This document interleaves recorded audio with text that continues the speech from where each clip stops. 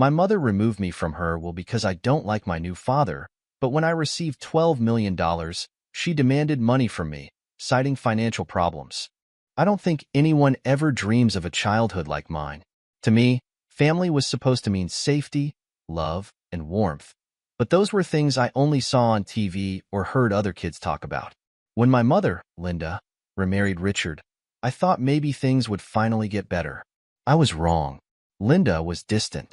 I don't know if she was always that way or if it happened slowly over time, but by the time I was old enough to notice, she was more like a roommate who drifted in and out of my life than an actual mom. She was constantly busy, always fussing over the house, or more likely over Richard and his son, Brian, who, to her, could do no wrong. It felt like I was the extra in a play where I was meant to be the main character. But instead, I was the outsider, the one person who never quite fit. From the start, Richard didn't try to hide his feelings about me.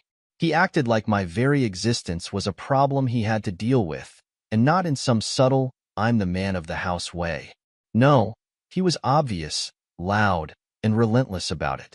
There was this disgust in his eyes whenever he looked at me, like I'd interrupted his perfect life just by being around. He wasn't shy about his opinions either. Every little thing I did was wrong, and he made sure I knew it. "Jessica, why can't you be more like Brian?" he'd sneer, crossing his arms and shaking his head at me over the dinner table, where every meal was a test I seemed to fail. Brian, of course, was the golden child. He was Richard's son from his first marriage, and though he was just a year older than me, he had this quiet confidence that made everyone love him. Or at least that's how it seemed to me. Brian wasn't mean to me outright, but he didn't make it easier either. He watched me the way his dad did, with this smug indifference, like he knew I'd never be part of their world. I felt so alone in that house. My mom, Linda, seemed to lose her voice whenever Richard was around. She'd smile and nod at him, her eyes soft with this strange mixture of adoration and fear. It was like she'd forgotten I existed most of the time, only acknowledging me when Richard or Brian wasn't around. The few times I did ask her why she let Richard treat me the way he did, her responses were evasive, like she was too tired to even think about it. "Jessica, he's just strict. He wants the best for you," she'd say in that empty tone, not even looking at me as she spoke. I stopped asking her after a while, but it wasn't just words. Richard wasn't afraid to make sure I stayed in my place. I remember one time, I'd come home from school with a report card that wasn't perfect, mostly B's with a couple of A's. I thought I'd done well, considering how I had to sneak in study time with all the chores Richard assigned me. But as soon as I handed it to him, I knew it wouldn't be enough. This is what you call effort," he snapped, his voice dripping with disdain. He crumpled the paper in his hand, throwing it back at me. "Jessica, why can't you be like Brian? Do you see this?" He pulled out Brian's report card from the table drawer, showing off a perfect row of A's as if it were a piece of art. I wanted to yell, to tell him how unfair he was being, how much harder it was for me. But when I opened my mouth, the words caught in my throat, and all that came out was a weak, "I'm trying." He shook his head and muttered, "Try harder," before ordering me off to my room. And Linda? She just watched. She always just watched, a small, sad smile on her face, as if she was sorry but too afraid to say anything. I'd sit in my room, sometimes for hours, just staring at the walls, feeling like I was sinking into the floorboards.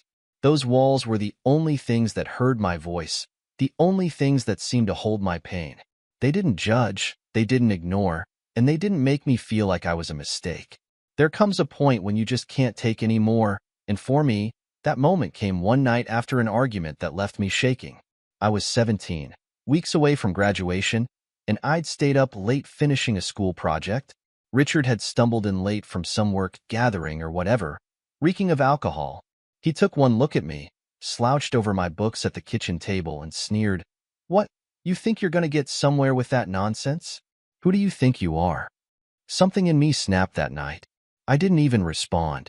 I just went to my room, shut the door, and sat there in the darkness, my head buzzing with one thought. I had to leave. I had to get out of this house before it swallowed me whole. The next morning, I walked to school feeling different, like a door had opened that I hadn't noticed before. My best friend, Sarah, noticed it too. Sarah was a quiet, steady presence in my life, someone who didn't pry but was always there when I needed her. She'd known about my family situation for years, and while I'd never told her everything, she understood enough. That morning, she looked at me with a mixture of worry and relief when I told her, "I'm leaving. I can't stay there anymore." Sarah nodded, not saying a word, just holding my hand. It felt like the first time someone had truly been on my side. That evening, I packed a bag with a few clothes, some cash I'd saved from tutoring sessions, and my favorite books, pieces of comfort I wasn't willing to leave behind. I didn't tell Linda or Richard. I didn't want their voices in my head, didn't want them dragging me down just as I was getting up the courage to break free. But, of course, things weren't that simple. Linda noticed the bag the moment she saw me in the hallway. She stood there, her gaze flicking between my face and the duffel bag, as if trying to process what was happening. "Jessica, what are you doing?" Her voice was thin, wavering, but not with the fear I'd expected. There was a strange calmness there, as if she'd known this was coming. "I'm leaving, Mom. I can't live here anymore." The words came out stronger than I'd imagined, a force I didn't know I had in me. She blinked, her mouth opening slightly before closing again. Then she laughed, a soft, bitter sound. "And where do you think you'll go? You don't have anything, Jessica. This world isn't kind to girls like you.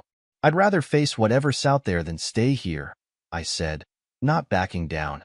She sighed, shaking her head as if I was a child throwing a tantrum. "You'll be back," she muttered, turning away. I slipped out before Richard came home, the weight of her words trailing behind me. I didn't know what would happen, where I'd go, or who I'd turn to, but I felt lighter than I had in years. The first few nights, I crashed on Sarah's couch. Her family knew me well enough, and her mom offered to let me stay for as long as I needed. It was tempting, but I didn't want to burden them. I needed to stand on my own. One afternoon, as I was scanning job boards at the local library, I met someone who would change everything. Her name was Marissa, a bright-eyed woman in her early 30s who ran a local coffee shop. She noticed me staring at the job postings on the community board and came over, handing me a flyer. "We're looking for help at the shop. Interested?" I looked down at the flyer, the words barista needed, staring back at me. It wasn't glamorous, but it was a start. I nodded, and by the end of the week, I was clocking in my first shift. Marissa quickly became more than a boss. She was like the sister I'd never had, a mentor who seemed to understand what I was going through without me saying a word. She'd been through her own battles, and there was a strength in her that I admired deeply. She'd give me extra shifts when I needed them, slip me a sandwich when she thought I looked tired, and once, when she caught me crying in the break room, she just sat with me, her hand on my shoulder. Living independently was harder than I'd imagined. Rent, food, and bills piled up, and I found myself stretching every dollar. But for the first time, I felt like my life was mine, not a puppet show controlled by Richard and Linda. Every time I felt like giving up, I'd think about them and remember why I'd left. The thought of going back kept me going. One day, out of nowhere, Linda showed up at the coffee shop. She looked out of place among the cheerful decor and the smell of fresh coffee, her face tense and drawn. Marissa was at the counter, and I was in the back when she called me over. "Jess, someone's here to see you," she said, her voice careful, as if she could sense the tension. I walked out, my heart racing. Linda looked me up and down, her gaze cold and assessing. "Jessica, you've made your point. Now come home." I took a deep breath, standing my ground. "I'm not going back, Mom. I'm happy here." She laughed, a sharp, hollow sound. "Happy? Living like this? You're wasting your life, Jessica. You don't have a future here." Marissa, who'd been quietly observing from the counter, stepped in. "Excuse me, ma'am, but Jessica has a job and a place here. She's doing just fine." Linda's face twisted with anger, and for a moment, I thought she might scream, but instead, she just shook her head, looking at me with a strange sadness. "You'll regret this," she whispered, before walking out the door. It took me hours to shake off her words. Marissa was a steady presence, reminding me that I'd made a choice and that I had every right to build my own life. Still, Linda's visit left me rattled. As time went on, I began to find my rhythm. I saved up enough for a tiny studio apartment on the edge of town. It wasn't much, barely enough room for a bed and a table, but it was mine. Marissa helped me move in, and we spent the night painting the walls a cheerful yellow, laughing and talking like we'd known each other forever. Despite the challenges, I finally felt free. The fear and shame that had followed me for years started to fade, replaced by a quiet pride. I wasn't just surviving. I was building something for myself. But the past has a way of finding you. One evening, as I was closing up the shop, Richard showed up. He hadn't aged well. His face was harsher, his eyes colder than I remembered. He didn't say a word, just stood there, staring at me with that same contempt he'd always had. "What do you want?" I asked, forcing my voice to stay steady. He shrugged, glancing around the shop as if it disgusted him. "Linda's been worried. Thought I'd come check on you." I knew it was a lie. Linda wasn't worried about me. She never had been. "I'm fine. You can go now." He took a step closer, his voice dropping. "You think you're better than us now? Living here, working in this dump?" I felt my anger rise, but I kept my voice calm. "Maybe I am, Richard. Maybe I'm finally where I belong." He snorted, shaking his head. "You'll always be a disappointment, Jessica." But for the first time, his words didn't hurt. They didn't mean anything. I just watched him leave, feeling a strange sense of closure. I'd escaped, built a life for myself, and no one could take that away from me. I knew deep down that Richard had never thought of me as part of his family. But hearing it spelled out, seeing the proof right there in black and white, was something else entirely. I learned about the will almost by accident, but once I did, I couldn't unhear the words, couldn't unsee the papers that effectively erased me from any place I might have held in his life. It started with a phone call, a voice I didn't recognize saying, "Jessica, this is Martin Hale, the family attorney. We need you to come in for a reading of your stepfather's will." The words sent a shiver through me. I hadn't seen Richard or Linda in years by then, not since that final confrontation in the coffee shop. But I knew things hadn't been great at home. Sarah, my best friend, still lived in the area, and she'd keep me updated every now and then. Richard's health had been deteriorating, and Brian was taking on more responsibilities with the family's affairs. The younger son, Daniel, whom Richard had with Linda after I left, was already grown up now and had just started college. Apparently, Linda doted on him in the way she never had with me. I showed up at the law office on a rainy Wednesday morning, my heart pounding as I entered the building. The receptionist directed me to a small conference room where Linda, Brian, and a few others were already seated. Linda looked up when I walked in, her eyes widening in surprise before quickly narrowing. She didn't say anything, just turned back to the papers in front of her, but the air between us was thick with tension. Brian barely acknowledged me. He was seated next to a woman I didn't recognize, a young, sharply dressed attorney named Rachel Lang. Rachel glanced at me, her face expressionless, then continued flipping through her stack of documents. When Martin Hale finally arrived, he didn't waste any time. He took a seat at the head of the table, adjusted his glasses, and began reading from the will. I sat there, hands clenched in my lap, as he listed Richard's various assets, his investments, properties, bank accounts. It was more than I'd realized.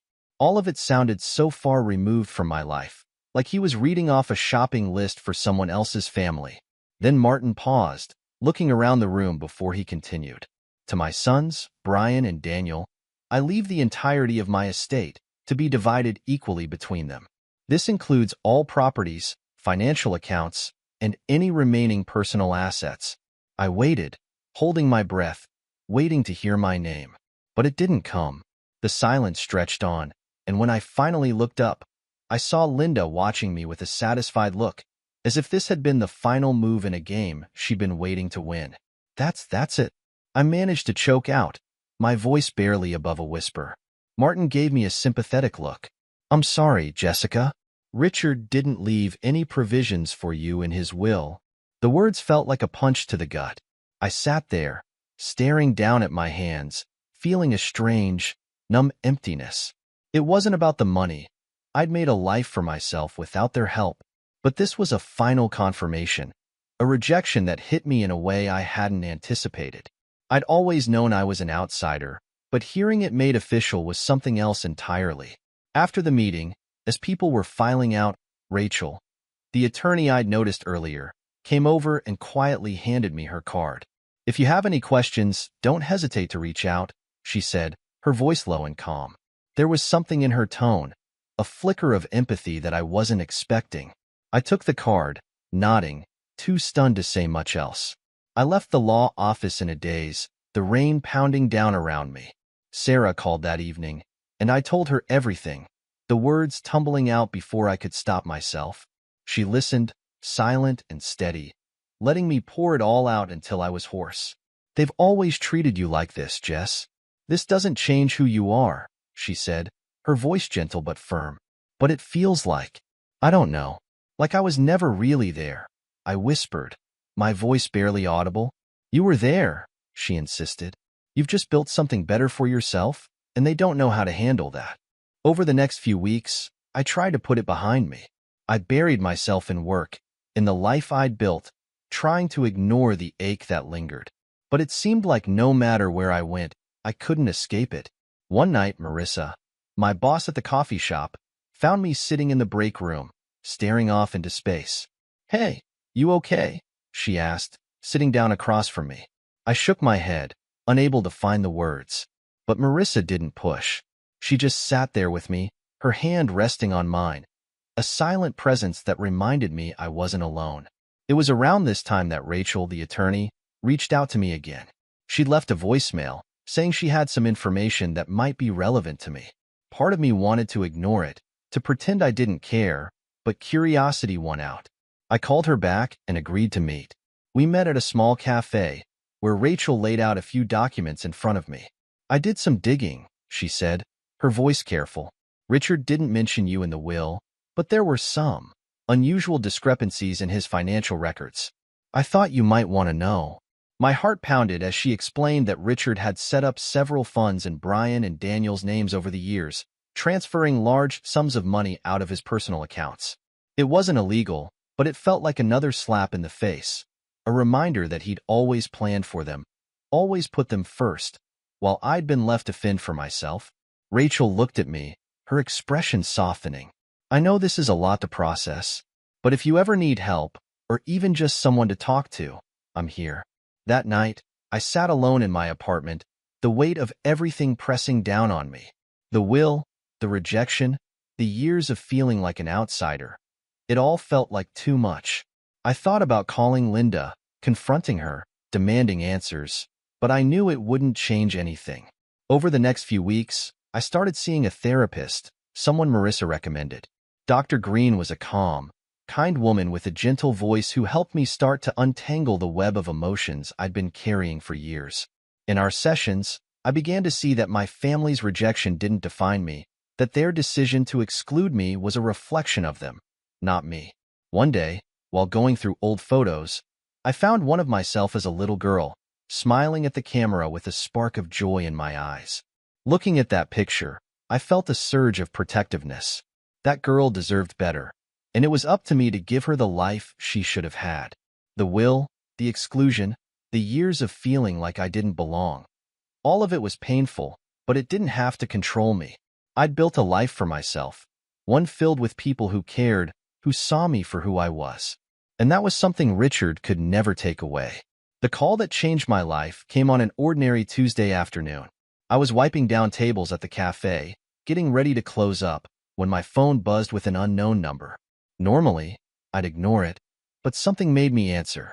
The voice on the other end was calm, professional, with a faint British accent. "Hello, is this Jessica Walker?" the woman asked. "Yes, speaking," I replied, wiping my hands on my apron. "My name is Alice Thompson. I'm calling on behalf of the law firm representing the estate of your late aunt, Mary Benson. Do you have a moment to speak?" I froze.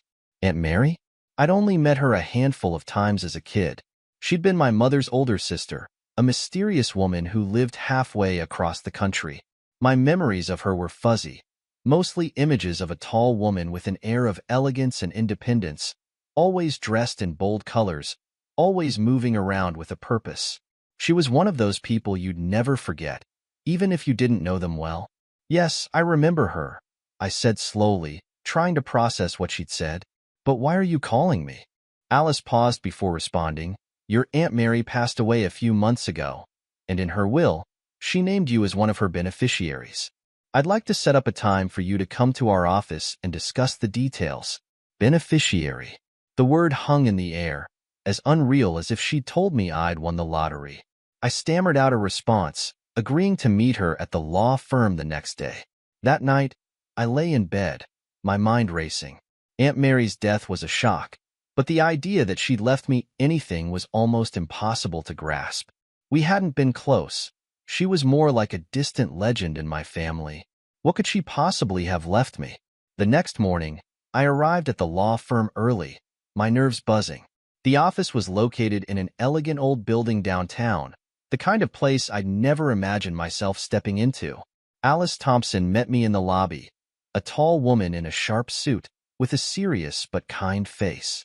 She led me to a small conference room where she handed me a thick envelope. These are the details of your aunt's estate, she explained, watching me carefully. I understand this may come as a shock, but Mrs. Benson's assets amount to approximately $12 million. She left all of it to you. For a moment, I couldn't breathe. $12 million? My hands trembled as I held the envelope, my mind reeling. It felt like the universe had flipped upside down, like reality itself had bent into something unrecognizable. Are you sure? I whispered, barely able to find my voice. Alice nodded, her expression gentle. Mrs. Benson was very clear in her wishes. She wanted you to have the entirety of her estate. I sat there, stunned, as she went over the details. Aunt Mary had left me her mansion, a sprawling estate in Connecticut, along with various investments and accounts. The wealth was overwhelming, a sum I couldn't even comprehend. I'd spent my life scraping by, counting every penny, and now, suddenly, I was a millionaire.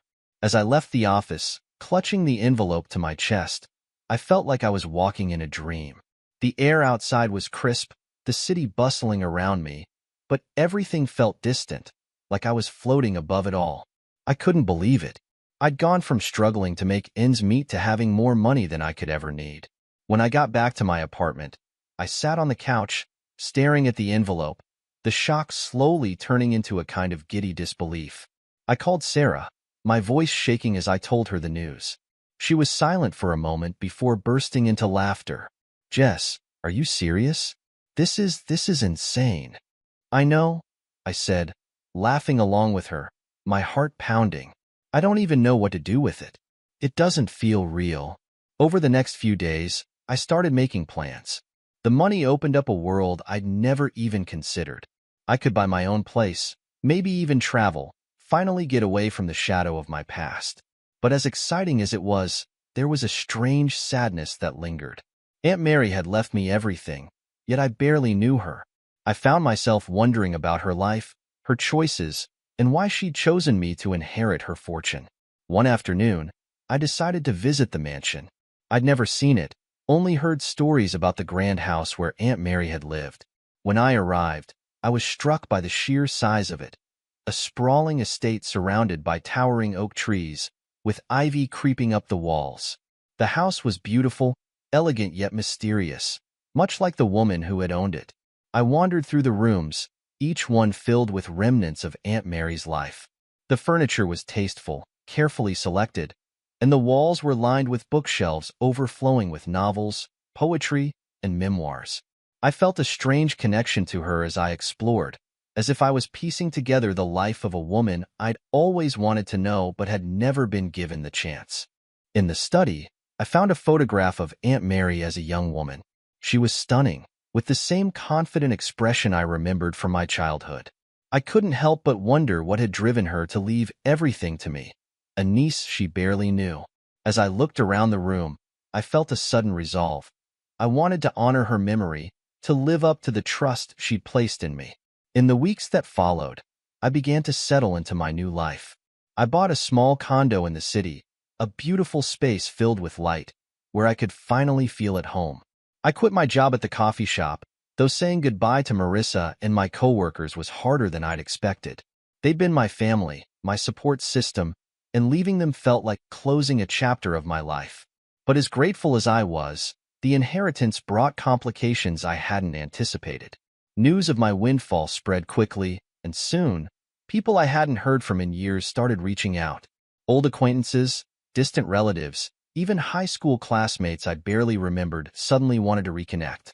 It was as if the money had turned me into someone else, someone they wanted to know. Linda and Brian, too, found their way back into my life.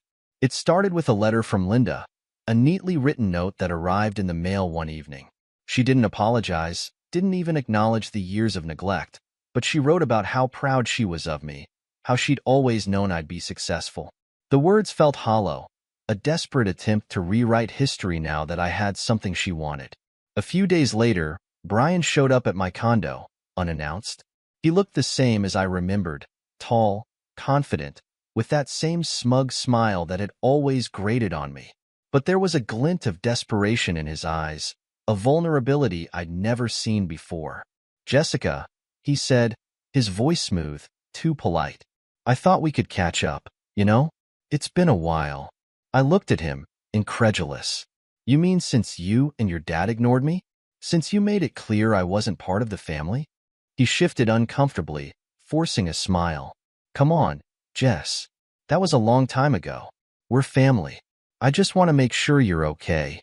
I shook my head, feeling a surge of anger. "You didn't care about me then, and I doubt you care now. This isn't about family, Brian. This is about the money, isn't it?"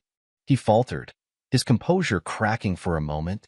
"Look, things have been tough since Dad passed. Daniel's in college, and Mom's been struggling. We could really use some help." I stared at him, feeling a strange sense of satisfaction. For once, I had the power. I wasn't the outsider anymore. I was the one holding the cards. But as tempting as it was to turn him away, to make him feel the rejection I'd felt, I knew it wouldn't change anything. "Brian," I said quietly, "I don't owe you or Mom anything. You made it clear a long time ago that I wasn't part of your family. So don't pretend now." He looked at me, defeated, before nodding and leaving without another word. As I watched him go, I felt a weight lift from my shoulders. The inheritance had changed my life, but more importantly, it had given me the freedom to finally stand up for myself. I wasn't the scared little girl they tried to control. I was free, independent, and for the first time in my life, I felt truly at peace. It started slowly, almost like a whisper. A few random calls, a polite email from a distant cousin, and a letter or two from people I'd nearly forgotten even existed. At first, I thought nothing of it, assuming these messages were just coincidence. But as the days went on, the pattern became impossible to ignore. News of my inheritance had spread through the family like wildfire, and suddenly everyone seemed to be crawling out of the woodwork. It wasn't long before Linda reached out. She'd been oddly quiet since her last letter, the one where she tried to paint herself as the supportive mother she'd never been. But this time, her tone was different. She called late one night, her voice a strange mix of warmth and desperation. "Jessica, sweetheart," she began, as if we were close. "How have you been? I was just thinking about you, hoping everything was going well." I nearly laughed out loud at the insincerity dripping from her words, but I held my tongue, playing along to see where this was going. "I'm fine, Linda. Just busy settling into everything." There was a pause, then a sigh. "Jess, you know, things have been a little hard for us lately. I mean, with your father's passing and all, it's been quite the struggle." Her voice cracked, as if she was trying to muster up tears. I almost felt a pang of sympathy, but I reminded myself of the years I'd spent being ignored, belittled, and dismissed. "I'm sorry to hear that," I said, keeping my tone flat. Linda took a deep breath, then said the words I'd been expecting but dreading. "I was thinking, with everything you've inherited, maybe you could help us out a little? You know, as a family." There it was. The family card. The one she'd never played when I was a child, or a teenager, or even a young adult trying to make ends meet. Now, all of a sudden, I was family. I took a moment to gather my thoughts, then replied, "Linda, I haven't been a part of that family in a long time. You made that clear when you let Richard treat me the way he did, and when you cut me out of your lives after I left." Her voice tightened, a note of irritation creeping in. That was years ago, Jessica. We've all changed since then. You can't hold a grudge forever. Maybe not, I said calmly, but I also don't owe you anything. I built my life on my own. If you're struggling, I suggest you figure things out the way I did. The line went silent, and for a moment, I thought she'd hung up. But then she spoke, her voice cold. Fine, if that's how you want to be. But don't think for a second that I'll just forget about this. We are your family, whether you like it or not. And families help each other. She hung up, leaving me sitting there, stunned and furious. Her words echoed in my mind for days, eating away at the resolve I'd tried so hard to build. It felt like every time I took a step forward, they found a way to drag me back, to remind me of the twisted loyalty they thought they deserved. But Linda was only the beginning. Over the next few weeks, I started receiving letters from Richard's side of the family, people I barely even remembered. An uncle named Steve, a cousin named Lisa, and a distant aunt named Karen all seemed to appear out of nowhere, each with their own sob story and plea for help. One evening, I found myself opening a letter from Karen, a woman I hadn't seen since I was a kid. The letter was long, full of flowery language and endless tales of hardship. She described how her husband had lost his job, how her children were struggling in school, how they were on the verge of losing their house. I almost felt sorry for her, but the tone of entitlement beneath her words was impossible to ignore. Jessica, she'd written, you've been so blessed, and it would mean the world to us if you could spare just a small portion of your inheritance. We're family, after all. The phrase "we're family" seemed to have become a mantra, a spell they thought would open the floodgates to my newfound wealth. But the more they pushed, the stronger my resolve became. I'd spent years scraping by, struggling to build a life for myself. Now that I'd finally found stability, they wanted to take it away, to claim a piece of it for themselves. One afternoon, just when I thought I'd seen it all, Brian showed up unannounced. I opened the door to find him standing there, looking disheveled and anxious. He'd always been so composed, so sure of himself, but now he looked almost desperate. Jessica, he said, his voice low. I need to talk to you. I stepped aside, letting him in, though every instinct told me to keep the door shut. He walked into my living room, glancing around as if he hadn't expected me to be doing so well. It was a small victory, seeing the surprise in his eyes. Brian, what do you want? I asked, crossing my arms. He sighed, running a hand through his hair. Look, I know things haven't always been great between us, but the truth is, I need help. We all do. I raised an eyebrow, waiting for him to continue. After Dad passed, things have been rough. The business he left behind isn't doing well, and with Daniel in college, it's just a lot. And Mom, well, she's not handling things well. I felt a pang of anger at the mention of Linda, but I kept my expression neutral. I'm sorry to hear that, I said, my voice calm. But I don't see how that's my responsibility. He looked at me, a mixture of frustration and disbelief on his face. Jessica, we're family. Isn't that supposed to mean something? I stared at him, wondering how he could stand there and say that after everything I'd been through. Family, I repeated, my voice icy. You mean the family that ignored me, excluded me, and made it clear I didn't belong? The family that decided I wasn't worth anything until I had money? Brian opened his mouth to respond, but I cut him off. Let me be clear, I said, my voice firm. I built this life on my own. I didn't get any help from any of you, and I don't owe you anything. You can either accept that or leave.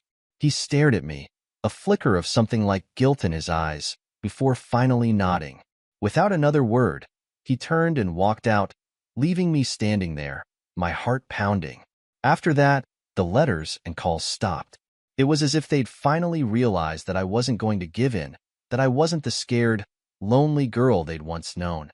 I'd built a life for myself, one that I was proud of, and no amount of manipulation or guilt was going to take that away from me. It was as if my family was on a mission, dead set on squeezing every ounce of sympathy and dollar they could from me.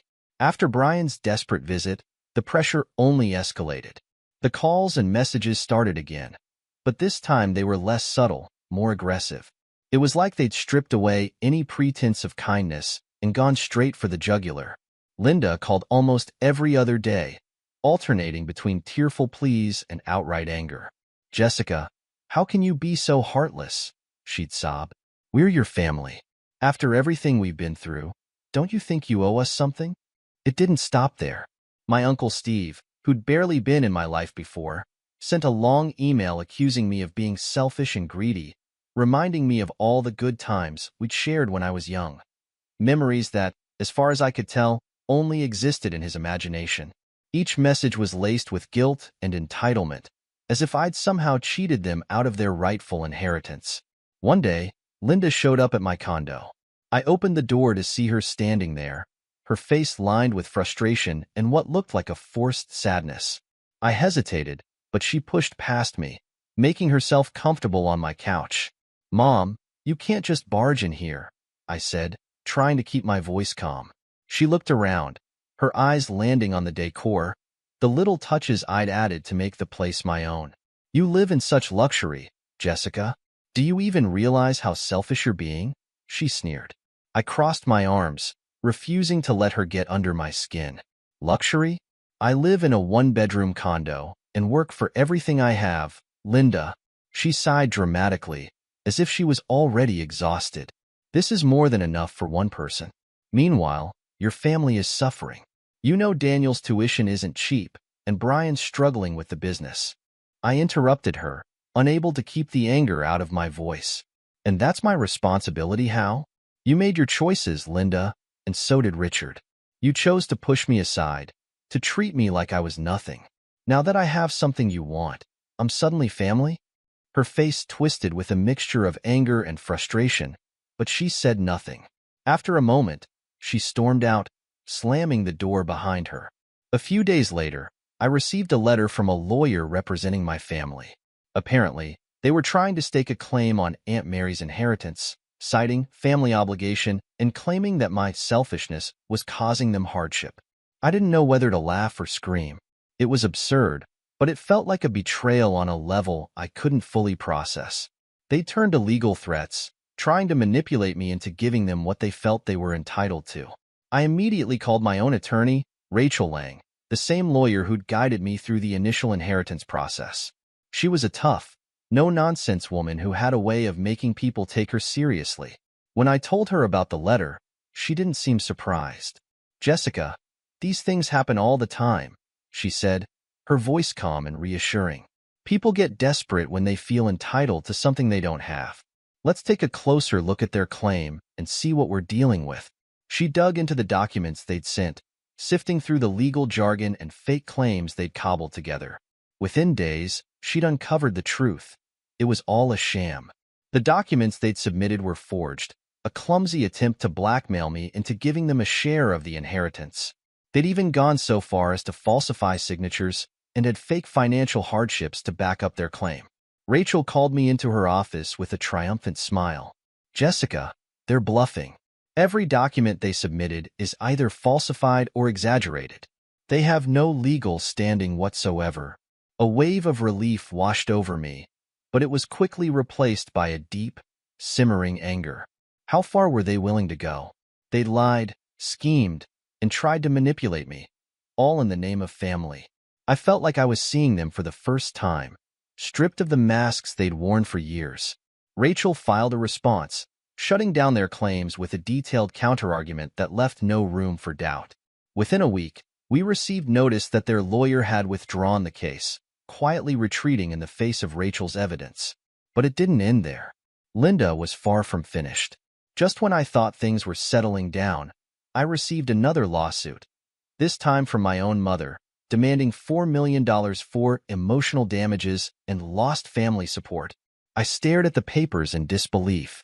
Linda was willing to take me to court, to drag my name through the mud, all for a payday. I sat across from Rachel in her office, the weight of betrayal pressing down on me. "Can she actually do this?" I asked, my voice trembling with a mixture of anger and disbelief. Rachel shook her head, a steely determination in her eyes. "Jessica, this lawsuit is baseless. She has no grounds to stand on. It's a desperate move, nothing more. We'll get it thrown out, trust me." The court date came quickly, and though I dreaded seeing Linda again, I was ready. Rachel had prepared me for every possible scenario, and I felt more empowered than ever. Linda sat across the courtroom, her expression cold and unwavering, as if she believed she was in the right. But as Rachel tore apart her claims, exposing the baseless accusations and lack of evidence, Linda's confidence began to waver. The judge didn't take long to reach a decision. He dismissed Linda's case with prejudice, meaning she couldn't file it again. I felt a surge of vindication as I left the courtroom, finally free of their attempts to control and manipulate me. I'd won, not just in court, but in reclaiming my life from the family that had tried to break me. In the weeks that followed, I made the decision to cut all ties with them. It wasn't easy, but I knew I couldn't keep letting them poison my life. I blocked their numbers, deleted their messages, and instructed Rachel to handle any further communications. I was done with the lies, the manipulation, the endless cycle of betrayal. Instead, I turned my focus to the people who'd been there for me through everything.